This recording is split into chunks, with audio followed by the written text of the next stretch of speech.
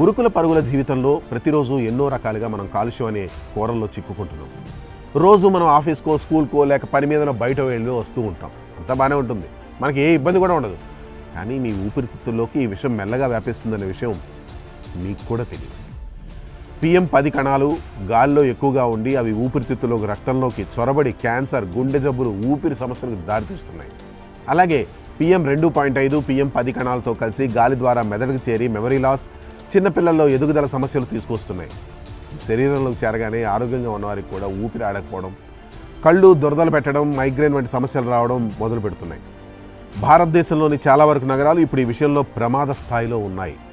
మరీ ముఖ్యంగా greater Noida AQI 454తో అత్యంత కాలుష్యపూరిత నగరంగా టాప్లో ఉంది. ఇది ఓ రకంగా సివియర్ లెవెల్ అని సూచిస్తూ అత్యంత ప్రమాదకర స్థితిలో ఉంది. ఇప్పటికిప్పుడు మనం ఈ కాలుష్య బారి పడకుండా ఉండాలంటే కొన్ని చిన్న చిట్కాలు పాటిస్తే కాస్త తప్పించుకోవచ్చు.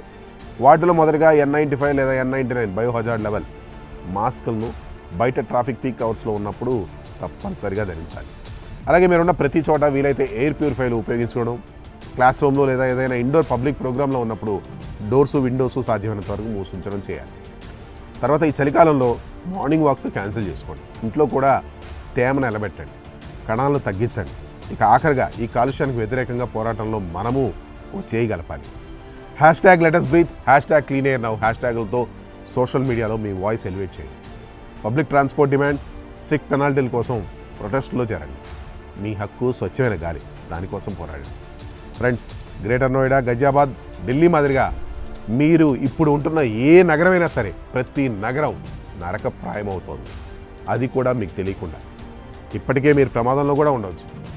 నేడు మన హక్కుగా పోరాడుతున్న ఈ స్వచ్ఛమైన గాలి రేపటి తరానికి కూడా రక్షణగా మారుతుంది.